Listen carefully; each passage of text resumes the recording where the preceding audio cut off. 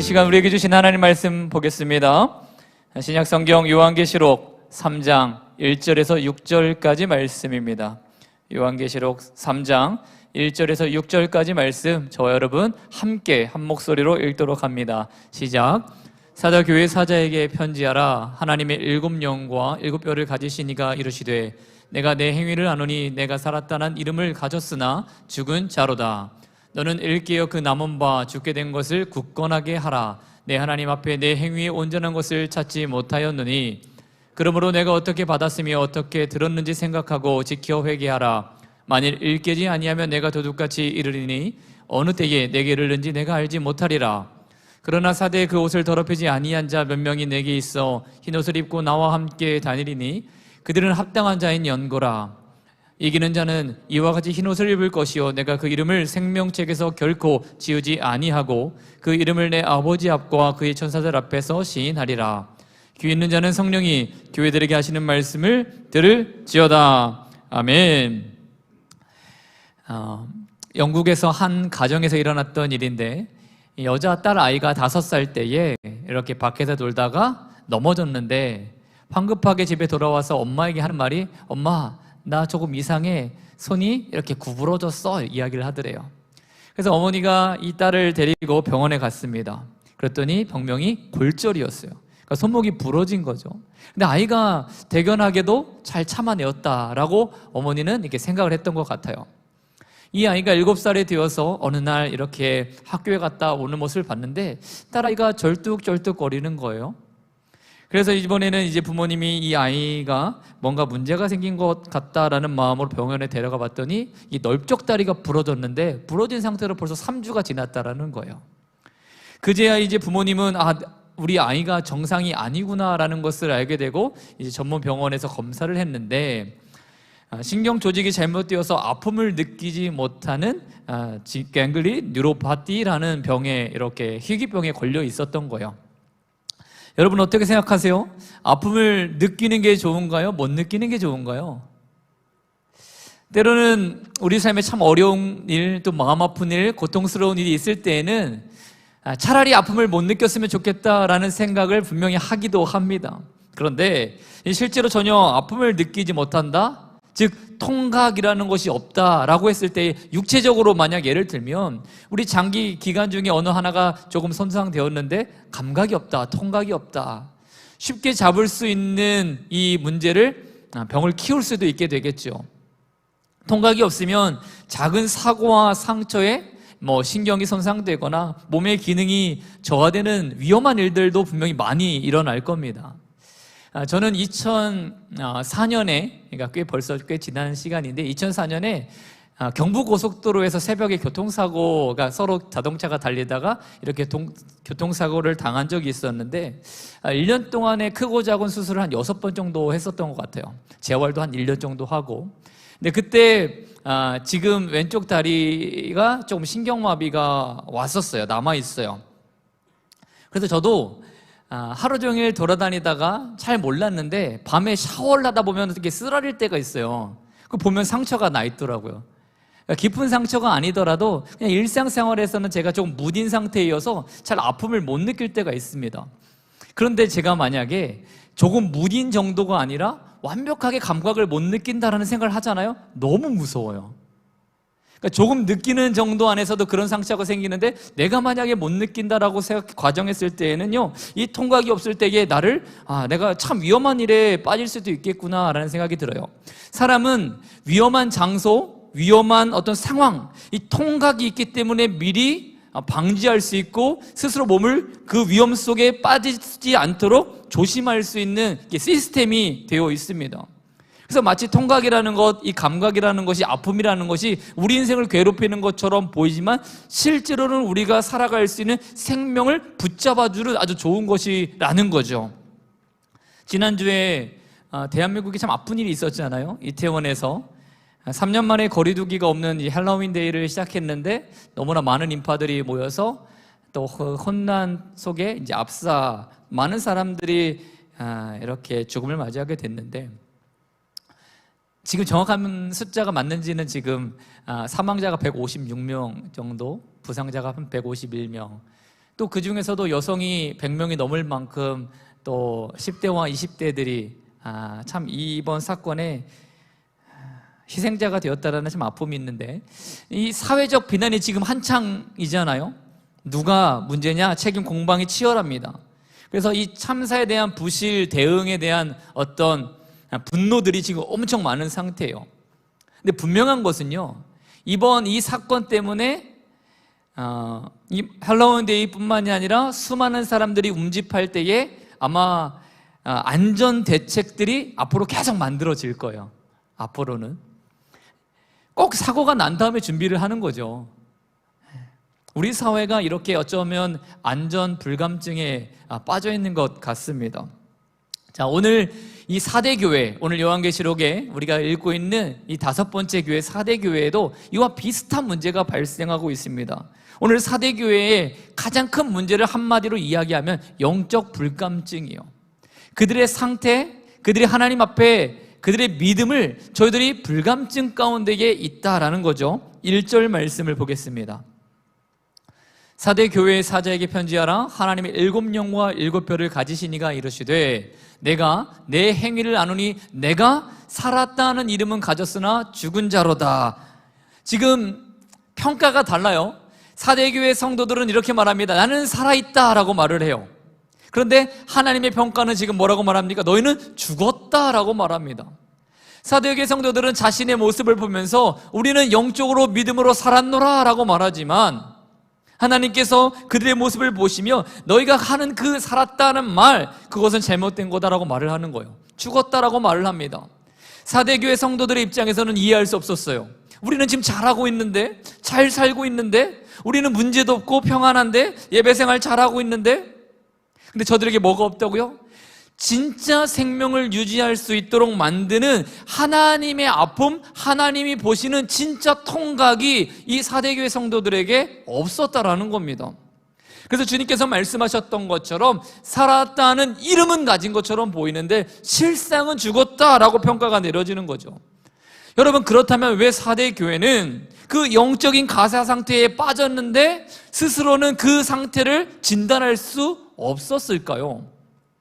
4대가 겪고 있는 당시의 역사적 배경과 문화, 저들에게 일어났던 일들을 살펴보면 우리가 답을 얻을 수 있어요. 자, 사진 하나 보여주실까요? 매주 제가 보여드리는 거죠. 이 소아시아의 지금 7교회를 살펴보는데, 자, 시계 방향으로 이렇게 저희가 돌아보고 있는 겁니다. 그리고 오늘 5번째 4대 교회까지 왔는데, 이 4대라는 지역은요, 이전에는 그 루디아라는 왕국이었다고 합니다. 왕국의 수도가 이 4대였는데, 이 4대 지역이 왕국으로서의 그렇게 높은 문명과 또 발전을 할 수 있었던 지리적인 조건이 있었다라고 말을 하는데, 이 4대 지역은요, 높은 암벽이 이렇게 사방으로 이렇게 진을 치고 있다고 합니다. 그러니까 천혜의 어떤 요새인 거죠. 안전을 보장받을 수 있었습니다. 외부 세력들이 이 4대 지역에 공격을 잘 해올 수 없는 이렇게 난공불락의 성이 4대 지역이었다. 그래서 실제적으로 이 4대 지역이 역사적으로 볼 때에 단 2번밖에 점령당한 적이 없을 만큼 안전한 곳이었습니다. 그리고 또 하나는 이 4대 지역에는요, 이 큰 강이 하나 흘렀는데, 파크틀로즈라는 강인데 사금, 그러니까 금이 나던 곳이었어요. 그래서 많은 상인들이 모여서 또 상업적으로 번성한 지역이었습니다. 자, 사진은 그만 치우셔도 돼요. 네. 자, 이렇게 4대에 살았던 사람들이 두 가지 지리적인 요건 그리고 경제적인 상황을 보니까 어떠했습니까? 오랫동안 부를 충분히 축적해올 수 있는 상태에 살았을 거예요. 그리고 그 축적된 부가 쉽게 흩어지거나 빼앗기거나 그런 어려움들을 저들이 생각하지 않고 살았을 가능성이 큽니다. 그러니까 자부심도 강하고 또 어쩌면 지나치게 거만할 수밖에 없는 어떤 그들의 문화가 이 4대 지역, 4대 사람들에게 형성이 되어 있었습니다. 제가 오늘 말을 좀 크게 하지 못해서 죄송해요. 지금 목이 상태가 제가 좀 안 좋아서 좀 부드럽게 이야기하겠습니다. 제가 생긴 것보다 상당히 거친 사람인데 오늘은 부드럽게 하겠습니다. 자, 1절 말씀 다시 한번 보시면, 살았다는 이름을 가졌으나 죽은 자라고 말할 때에 이름을 가졌다, 이름을 가지고 있다라고 말하는 이 말을 영어로 보면 이렇게 되어 있습니다. You have a reputation 이라고 말해요. Reputation of being alive. 그러니까 너희가 살아있는 평판, 너희가 살았다라고 말하는 명성이 있다라고 말을 하는 거죠. 그래서 사대교회는 주변 사람들로부터 이런 이야기를 들었던 것 같습니다. 와, 사대교회 예배는 너무나 살아있는 것 같아. 야, 사대교회 예배를 보니까 정말로 대단해. 사대교회 사람들을 보니까 저들의 삶이 참으로 존경스럽다라고 말할 만큼 사람들에게 평판과 명성을 얻었던 교회라는 거예요. 유명한 교회였다라는 거죠. 어쩌면 사대교회는 훌륭한 어떤 목회자가 있었을 수도 있고, 소그룹 모임이나 제자훈련, 성경공부, 지역사회를 위한 선한 봉사의 일, 여러 가지 주님 모실 때에 또 사람이 봐도 아주 아름다운 교회였을 가능성이 커요.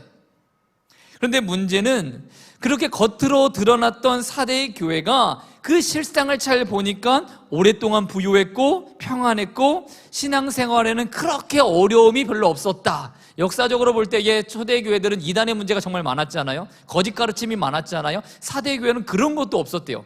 그러니까 유대인들이 공격도 하지 않고 이단도 없고 큰 문제가 없었습니다. 그러니까 저들의 신앙이 아주 평탄했을 거예요. 그런데 문제가 어느 정도 시간이 지나면서 저들의 안에 있었던 신앙의 열정이 조금씩 메말라지기 시작했다는 거죠. 겉으로는 다양한데, 겉으로는 화려한데, 완벽해 보이는데 그 영혼의 실상이 시들어가고 있었다. 그런데 문제는 그 시들어가고 있는 모습을 저들 스스로 느끼지 못했다. 주님께서 드디어 저들을 진단하셨습니다. 너희들은 살았다는 이름을 가진 것처럼 보이지만 실상은 그 명예 또 평판은 가짜다. 너희는 죽었다라고 말을 합니다. 자, 오늘 우리는 어떤가요? 작은 죄에도 우리가 심각하게 반응하면서 영적으로 깨어있는 성도입니까? 늘 우리가 어떤 작은 문제 하나님 앞에 우리가 간절히 기도할 때에 끼어 기도하는 성도입니까? 아니면 우리 담임 목사님 말씀하시는 것처럼 나는 양이라고 생각하고 있는데 실상 우리의 삶을 볼 때에 우리는 염소가 아닌가요? 오늘 주님께서 말씀하세요. 우리의 영적인 실상을 깨달았으면 좋겠다. 살았다는 이름을 가졌다라고 주장하는 그 불감증에서 우리가 탈피하고 진짜 성령으로 거듭난 성도가 교회가 되었으면 좋겠다라고 우리에게 당부하시고 말씀으로 가르쳐 주시는 줄을 믿습니다. 그러면 이 영적 불감증에서 우리가 이겨내고 하나님이 원하시는 믿음의 교회가 되기 위해서는 어떻게 해야 될까? 두 가지를 살펴보려고 하는데, 첫 번째는 이것입니다. 죽게 된 것을 굳게 잡으라는 거죠. 자, 첫 번째 대지를 함께 읽습니다. 시작. 죽게 된 것을 굳게 해야 한다. 아멘. 2절 말씀을 함께 읽습니다. 읽습니다. 시작. 너는 일깨어 그 남은 바 죽게 된 것을 굳건하게 하라. 하나님 앞에 내 행위 위에 온전한 것을 찾지 못하였다라고 말합니다. 너는 일깨어, 깨어있으라는 말이죠. 깨어서 죽게 된 것을 굳건하게 하라. 자, 한국말을 한번 잘 보세요. 죽은 것을 굳건하게 하라 말한 게 아니라 죽게 된 것을, 죽어가고 있는 것을, 거의 다 죽은 그것을 다시 너희가 어떻게 하라고요? 굳게 세워서 살리라는 뜻이에요. 그러니까 사대교회가 완전히 죽었다라는 말은 아닙니다. 저희들이 완벽하게 예배가 무너졌다라는 말은 아니에요. 그런데 그냥 놔두면 죽어간다라는 거죠. 저희들이 굳게 잡는, 그래서 자신들이 무엇이 문제가 있는지를 저희들이 깨닫지 않은 상태에서 그냥 놔두면 죽게 될 것들이라는 거예요. 하나님께서 말씀하십니다. 그것들을 너희가 찾아내서 다시 굳게 세워가라 라고 말하는 거죠. 여러분, 무슨 일이 터지기 전에는 늘 전조 증상이 있잖아요. 다시 이태원 이 참사 이야기로 돌아가면 많은 사람들이 분명히 그렇게 증언하더라고요. 그 참사 직전에 몇 번의 징후들이 있었다. 전조 증상들이 있었다. 그래서 어떤 이들은 경찰에 신고하기도 하고 도와달라고 하기도 하고 위험하다는 인식이 있었던 사람들이 많았는데 그 앞에 전조 증상들을 다 어떻게 한 거예요? 무시된 거잖아요. 무시. 이 전조 증상이 일어났을 때에 조속하게 통제가 되었고 누군가가 나설 수만 있었다라면 그런 아픔은 없었을 것 같은데, 그래도 이 사건 속에서 참 눈에 띄는 일이 있었잖아요. 구급대원들이 그 수많은 인파를 뚫고 들어올 수 없었을 때에 우리 CPR 심폐소생술을 어떻게 했습니까? 할 수 있는 사람들이 막 모여서 여러분 심폐소생술의 그 골든타임이 4분이라고 하더라고요. 4분. 아마 이 구급대원들이 들어오지 못하는 그 상황에서도 먼저 솔선수범해서 누군가의 생명을 살리고자 하는 아주 이 영웅적인 사람들 때문에 그 골든타임을 잘 지켜서 살아나는 사람들도 있을 거예요. 제가 이 골든타임을 왜 이야기하냐면, 오늘 주님께서 사대교를 향해서 말씀하셨습니다. 너희가 죽게 된 것을 붙잡아서 굳게 세워라. 그런데 골든타임이 있다라는 거죠. 놓치면 끝입니다. 그냥 놔두게 된 것을 그때 하나님께서 말씀하시는 감동의 때에 우리가 순종하지 않으면요, 늦는 경우가 있더라고요. 오늘 말씀을 통해서도 하나님께서 우리에게 감동을 주실 어떤 말씀들이 있을 것입니다. 그 감동이 오면 우리는 즉각적으로 순종해야 되는 겁니다. 차후로 미뤄서는 안 돼요. 하나님께서 지금 우리에게 감동을 주셨다? 혹 내가 연약해서 그 감동을 느끼지 못했을지라도 오늘 나에게 말씀하시는 하나님 말씀이 정말로 나를 위한 말씀이라는 것이 우리가 긍정 아멘이 되면요, 시간을 미루면 되지 않습니다. 지금 하는 거야. 지금 순종하는 겁니다. 오늘 사대교회는 고칠 필요를 못 느꼈어요. 그러니까 저들은 하나님 말씀을 어떻게 했습니까? 필요성으로 느끼지 못하고 깨어 죽게 된 것을 붙잡지 않았다라는 거예요. 여러분, 다윗은 어떤 사람입니까? 다윗은 얼마나 하나님 앞에 그 마음이 합당한 사람이었습니까? 그런데 순간적으로 한 번의 실수를 하게 되는데 그 마음에 정욕이 들어왔어요. 그래서 밧세바, 이 자신의 훌륭한 백성의 아내를 빼앗아서 동침을 하게 돼요. 그리고 나서도 이 다윗이 죄책감이 생기지 않습니다. 신하의 아내를 빼앗아 동침했는데 죄책감이 들지 않아요. 그래서 어떻게 됩니까? 조금 시간이 지났더니 그 밧세바가 임신했다는 소식을 딱 듣게 돼요. 그래서 이 다윗이 어떤 일을 합니까? 감춰야 되겠다. 어떻게 해서든 감춰야 되겠다는 생각을 이 다윗이 하게 되는 거예요. 그리고 결국 어떻게 합니까? 나중에 보니까 다윗이 전쟁터에 나가 있는 요압 장군에게 편지를 씁니다. 요압, 그 밧세바의 남편 우리아를 가장 맹렬한 전투 한가운데 집어넣고 가장 선봉장에 세운 다음에 슬그머니 나머지 군사들을 빼내라. 죽게 만들라고 명령을 합니다. 실제로 요압이 한 전투에서 성에 무리하게 가까이 접근하게 한 다음에 이 우리아를 죽게 만들죠. 이 전쟁터에서는 전쟁의 보고를 수시로 전령이 왕국까지 이제 가서 이야기를 할 겁니다. 이 소식을 전해야 된 전령이 마음이 너무 두려운 거예요. 왜 그렇습니까? 누가 봐도 이 전쟁은 잘못된 전쟁이었거든요. 잘못된 전략이었거든요. 그래서 그 전령이 먼저 가기 전에 요압 장군에게 이렇게 말해요. 장군님, 만약에 다윗 왕께서 성에 가까이 붙으면 적군이 당연히 활을 쏠지 뻔한 것 아니냐? 그런 어처구니 없는 작전으로 아군의 피해를 왜 입혔느냐라고 만약에 화를 내시면 저 어떻게 합니까? 라고 이야기를 합니다. 그때 요압 장군이 뭐라고 말해요? 그 전령에게? 걱정하지 말아라. 그리고 다윗 왕에게 이렇게만 이야기해라. 다윗이요, 사상자 중에 우리아도 있습니다. 이렇게 이야기를 하라는 거예요. 이 보고를 받았던 다윗이 뭐라고 대답합니까? 사무엘하 11장 25절에 이렇게 말해요. 다윗이 전령에게 이르되 너는 요압에게 이같이 말하기를 이 일로 걱정하지 말라. 그 다음, 칼은 이 사람이나 저 사람이나 삼키느니라. 그 성을 향하여 더욱 힘써 싸워 함락시키라. 칼은 이 사람이나 저 사람이나 삼킨다라는 말이 무엇이에요? 전쟁하다 보면 실수할 수 있지. 이렇게 죽을 수도 있고 저렇게 죽을 수도 있지. 마음에 두지 마, 괜찮아. 이렇게 말을 한 겁니다. 그 전쟁에 진 것이, 사상자가 많이 생긴 것이 우연히 일어난 게 아니었잖아요. 본인이 의도적으로 우리아를 죽이기 위해서 계책을 세운 거잖아요. 그래서 우리아만 죽은 게 아니잖아요. 수많은 젊은 무고한 군인들이 같이 죽었습니다. 그렇게 본인의 야욕 때문에, 죄책감이 없는 것 때문에 수많은 젊은이들을 죽게 만들고 다윗이 하는 말이 뭐라고요? 전쟁하다 보면 그렇게 죽을 수도 있지라고 말을 하고 있는 겁니다. 다윗의 이 마음이 얼마나 무뎌져 있습니까? 얼마나 죄에 대해서 무감각, 통증을 못 느끼고 있습니까? 간음으로 시작해서 거짓말이 살인이 되고 수많은 사람들을 죽음의 구렁텅이로 넣고 있으면서도 아주 태어난 모습의 다윗을 보게 됩니다. 최근에 북한이 미사일을 엄청 쏴대더라고요. 그래서 대한민국 정부도 대응 사격을 했습니다. 그런데 한 발은 발사 직전에 오류가 발견돼서 못 쏘고, 한 발은 날아가다 폭파되고, 한 발은 반대 방향으로 떨어져서 군대에 떨어지기도 하고. 만약에 이게 실제 상황이었으면 너무나 끔찍하잖아요. 만약 실제 전쟁이었다면 얼마나 큰 위험이 있었겠습니까? 문제는 벌어지면 후회해도 소용이 없다라는 거죠. 로마서 2장 5절 말씀입니다. 다만 내 고집과 회개하지 아니한 마음을 따라 진노의 날 곧 하나님의 의로우신 심판이 나타나는 그날에 임할 진노를 내게 쌓는도다.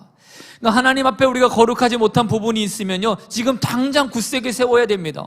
그런데 우리가 만약에 고집과 회개하지 않는 마음으로, 이 무감각의 마음으로 지금 돌이키지 않으면 우리는 지금 어떻게 살아가고 있다고요? 하나님의 진노를 쌓고 또 쌓고 또 쌓는 일로 우리 인생을 지금 우리가 죽음의 길로 살아가고 있다라고 말합니다. 이 다윗을 보세요. 다윗은 자신을 돌아보지 못했죠. 그래서 그의 인생이 파멸에 이를 것 같았습니다. 그런데 아주 다행인 것은 다윗이 거기서 멈춰요. 그리고 깨닫습니다. 자신의 죄를 철저하게 회개합니다.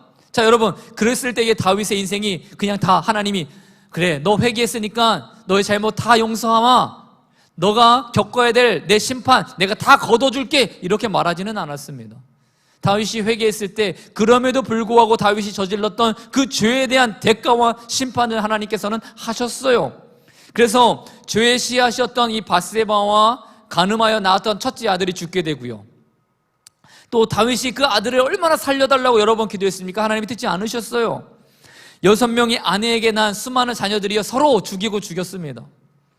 다윗의 딸이 이붓 오빠에게 강간당하고 그 오빠들은 그 이복 형들을 다 죽여버리지 않습니까? 보복으로.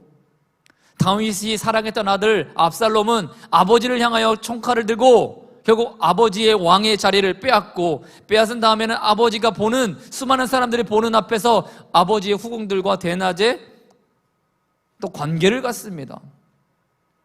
이 다윗이 겪어야 됐던 정말 아픔이요. 그리고 이 압살롬은 결국은 죽게 되잖아요. 자, 사랑하는 성도 여러분, 오늘 우리가 무너져 내리고 있는 우리의 영적 생활이 무엇인지 지금 당장 깨달아야 돼요. 죽으면 더 이상 반응할 수 없잖아요. 아직 죽지 않았습니다. 아직 우리는 살아있지 않습니까? 어딘가 병들어 있다면 그 병든 부분들을요, 아픔을 가지고 빨리 도려내야 됩니다. 그래서 영적 불감증에 있는 우리 영적인 상태를 우리가 일깨워서 굳세게 하고, 우리가 주신 하나님의 기회, 우리가 살아낼 수 있는 이 놀라운 축복의 시간을 우리가 회복과 은혜의 시간으로 삼아야 하는 줄을 믿습니다. 자, 두 번째요, 영적 이 가사 상태에 빠졌었던 우리 상태를 어떻게 하면 회복할 수 있을까요? 두 번째는 이것입니다. 자, 하나님이 주신 은혜를요, 우리는 기억해야 됩니다. 우리 두 번째 대지 읽습니다. 시작.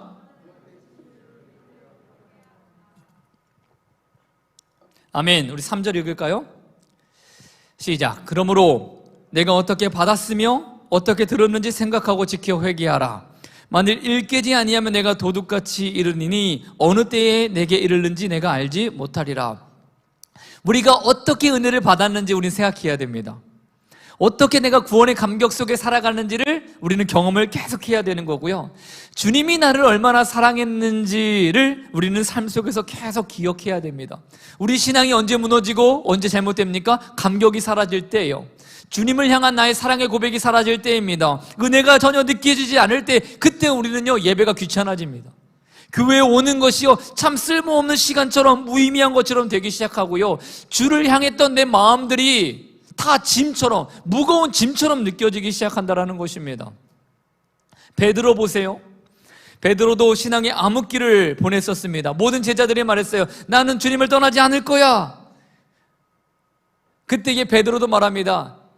주님, 저렇게 말하는 다 제자들 실제로는요, 제가 더 나아요 라고 뭔가 뽐내면서, 모든 제자들이 저렇게 말하다가 주님을 떠날지라도 나는 절대로 주님을 떠나지 않겠습니다, 호언장담을 합니다. 그런데 예수님께서 정말로 군병들에게 붙들려 대제사장의 뜰에 끌려가실 때에 베드로가 3번이나 주님을 모른다, 맹세하여 저주까지 하며 부인을 하게 되죠.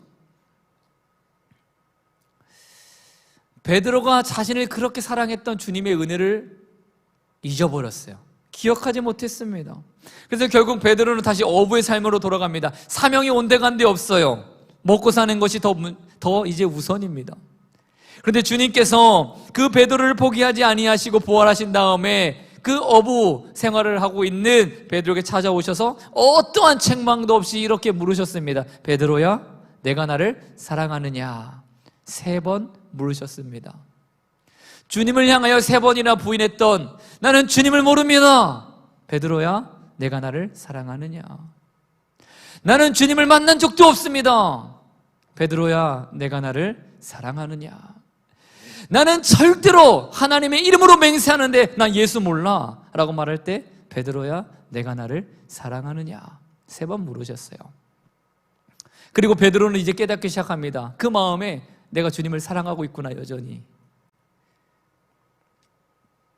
아직 잊지 않고 있구나. 그러면서 이 베드로에게 은혜가 경험되고 기억되고 살아나면서 다시 자신에게 주어졌던 사명을 걸어갈 수 있는 믿음의 사람으로 그가 거듭나게 된 줄을 믿습니다. 할렐루야. 오늘 하나님의 말씀을 통하여 우리가 잊었던 그 은혜를 회복하면요, 우리도 다시 시작할 수 있는 줄을 믿습니다.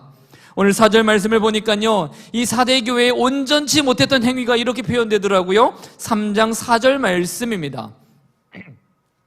그러나 4대의 그 옷을 더럽히지 아니한 자 몇 명이 있다라고 말합니다. 이 말을 반대로 말하면 어떤 겁니까? 대부분은 그 옷을 더럽혀 살았다라고 말을 하는 거잖아요. 옷을 더럽혔다라는 말의 성경적인 상징적인 의미는요, 하나님의 성도들이 세상의 온갖 더러움에 빠져서 나오지 않고 있다라는 말입니다. 은혜를 잊으면 세상의 진흙탕에서 사는 게 더 즐거워 보여요. 은혜를 기억하지 못하면요, 나를 사랑하신 하나님, 그래서 내가 주님을 위해서 어떻게 살아가야 될까라는 생각보다는 어떻게 하면 고난을 피하지? 어떻게 하면 세상에서 더 잘 살 수 있지?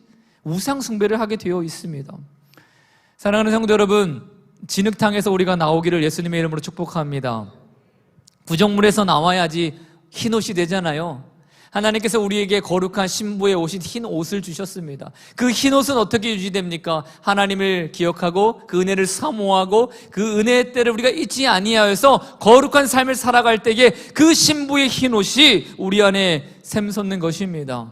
자, 안일함에 빠졌던 사람, 대표적인 사람 누가 있습니까? 구약에 삼손이 있습니다. 삼손은 하나님 주신 놀라운 힘의 소유자였습니다. 그런데 그의 결말이 너무나 비극적이에요.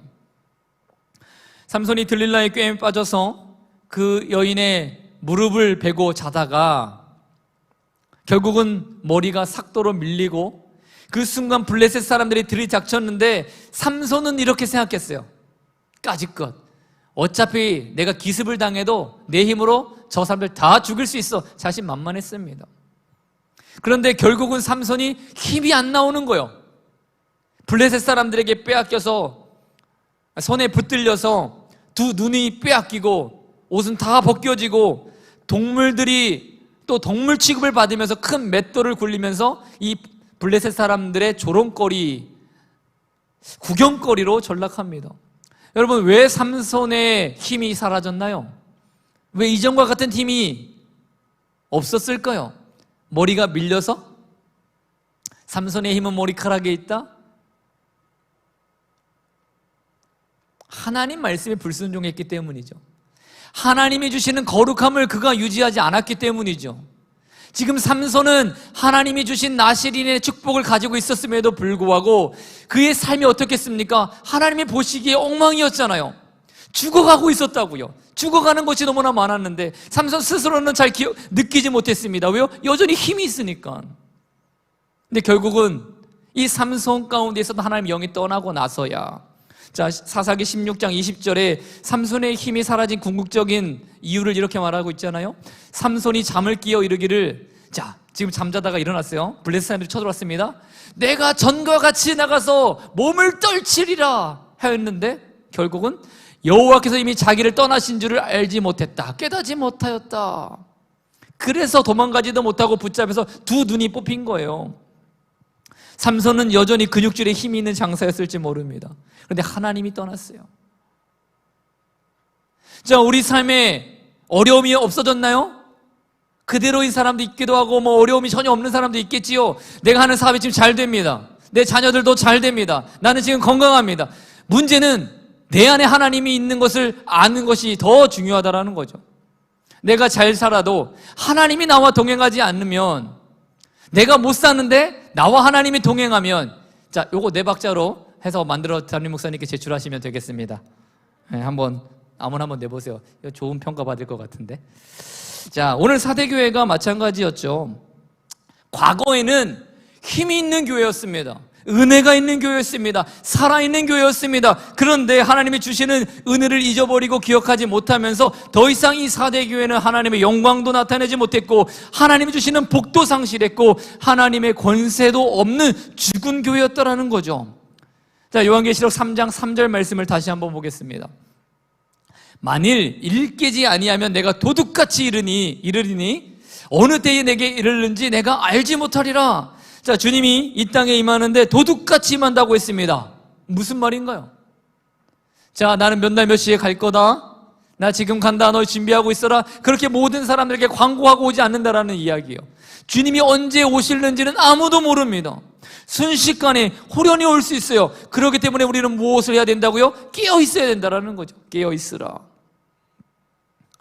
아무나 깨어있는 것 되지 않습니다. 우리 힘과 노력으로 그냥 저절로 깨어있는 것 되지 않습니다. 성령으로 충만해야 돼요. 하나님의 은혜가 우리 삶에 있어야 됩니다. 그 사람만 깨어있을 수 있는 축복의 사람이 됩니다. 이제 말씀을 맺습니다. 여러분, 사대지역은 높은 절벽과 암벽으로 둘러싸인 천혜의 요새라고 제가 말했었죠. 그런데 역사적으로 2번 침략당한 적이 있다고 말했습니다. 첫 번째는요, 페르시아의 고레스 왕이 점령한 적이 있어요. 이 산해의 아크로폴리스 제국이 크로이소스 왕 때였는데, 이 페르시아와 말도 안 되는 전쟁을 하게 됩니다. 그리고 나서 이 고레스에게 겨울철에 완벽하게 거의 함락당하기 직전인데, 아주 좋은 것은요, 그 천혜의 절벽 때문에 이 페르시아 군대가 못 들어오는 거예요. 그런데 어느 날 한 페르시아 병사가 그 가파른 암벽을 기어 올라갔습니다. 그리고 성문을 열었어요. 그리고 나서 이 사대 지역이 완벽하게 점령당했습니다. 두 번째, 예수님 오시기 전 주전 215년 그리스의 안티오코스 3세가 1년 동안 사대 지역을 포위했었대요. 근데 함락이 안 됩니다. 그때 라고라스는 병사가 그 난공불락의 성을 이렇게 바라보고 있었는데, 새들이 날아가다가 꼭 앉았다가 가는 곳이 있더래요. 앉았다가. 새들이 앉는다라는 말은 거기에 어떤 위험이 없다는 얘기죠. 사람들이 없다는 얘기죠. 아하, 저기에 보초병이 없구나. 그래서 단 15명의 군사만 이끌고 그 절벽을 올라가서 또 성벽을 열었습니다. 그리고 2,000명의 군대가 들어가서 이 사대 지역을 완벽하게 점령해요. 자, 이 사대 지역의 큰 아픔은 무엇이었습니까? 안일함이었어요. 자만, 불감증이었습니다. 오늘 사대 교회의 영적 생활이 딱 그랬다라는 거예요. 외부에 박해도 없었다, 유대인들의 도전과 괴롭힘도 없었다. 그런데 신앙이 죽어가고 있어요. 영적으로 방심한 상태, 세상의 명상과 사람들로 오는 그 평판만 중요해서 마치 술에 취한 듯 영이 죽어가고 있는 것을 분별하지 못했던 이 사대 교회. 우리 서아시아 7교회에 보면요, 우리 주님이 칭찬도 하시고 때로는 혼을 내시기도 합니다. 이 사대 교회는요, 책망밖에 없어요. 칭찬의 이야기가 아예 없습니다. 그리고 얼마나 그 책망이 무섭습니까? 실상은 넌 죽은 놈이야 라고 말하잖아요. 끔찍한 책망입니다. 그 아픈 질책과 비난을 받았어요. 그런데 주님이 이 사대 교회를 향하여 그렇게 비난했을 때에 비난이 목적이실까요? 우리 주님은 그런 분 아니시잖아요. 질책이 목적이 아니라 그 비난과 질책 속에서 저들이 그 남아있는 것을 붙들기를 원하는 하나님의 놀라운 사랑의 심정이 담긴 질책인 줄을 믿습니다. 주님은 혼을 내시고 있긴 하지만 이 사대교회에 여전히 죽고 있지 않은 어떤 부분들을 바라보시면서 너희가 회복했으면 좋겠다, 살아났으면 좋겠다, 깨어있었으면 좋겠다, 돌이켰으면 좋겠다, 그 무감각의 상태에서 너희가 벗어나고 그 통각을 느끼면서 나의 아픔을 깨닫는 너희가 다시 일어났으면 좋겠다라고 말하는 격려와 회복의 메시지가 오늘 이 사대교를 향한 하나님의 말씀의 중심인 줄을 믿습니다. 자, 4절 말씀 한 번 더 볼까요? 그러나 사대에 그 옷을 더럽히지 아니한 자 몇 명이 내게 있어 흰 옷을 입고 나와 함께 다니리니 그들은 합당한 자인 연고라. 아멘. 자, 사명을 이뤘던 이 교회, 죽었다는 평가를 받았던 이 사대교회도 남은 소수의 사람들이 있었다라는 거죠. 남은 자가 있었습니다. 옷을 더럽히지 않은 자. 대다수가 주님을 떠나고 세상과 더럽혀진 옷을 입고 있었는데 주님 모실 때 여전히 흰 옷을 입고 있었던 그 남은 자들이 있었다라는 거예요. 이사야 6장 13절 말씀도 볼까요? 그 중에 10분의 1이 아직 남아있을지라도 이것도 황폐하게 될 것이나, 자, 밤나무와 상사리 나무가 배임을 당하여도 그 그루터기는 남아있는 것 같이 거룩한 씨가 이 땅에 그루터기니라. 할렐루야. 저는 우리 성도님들이 남은 자가 되시기를 예수님의 이름으로 축복합니다. 여러분들요, 마지막 때는 모든 것이 황폐하게 될 것이에요. 모든 나무들이 잘려나가듯이 우리 인생 가운데에 수많은 어려움의 때가 마지막 날에는 올지도 모르겠습니다. 그런데 이사야 말씀이 뭐라고 말했습니까? 너희가 다 잘려날지라도, 다 꺾일지라도 남은 그루터기가 있는데 그 그루터기에서 그 뿌리가 하나님으로부터 양분을 흡수하기만 하면 결국 새싹이 난다라는 겁니다. 난다라는 거예요. 그래서 죄와 허물로 더럽혀진 옷, 혹 우리가 입고 있다라면요, 오늘 다 벗어버리고 어린 양의 혼인잔치에 들어갈 수 있는 예복을 우리가 준비해야 되는 줄을 믿습니다. 그 예복은 주님이 준비하여 주셨어요. 어떻게요?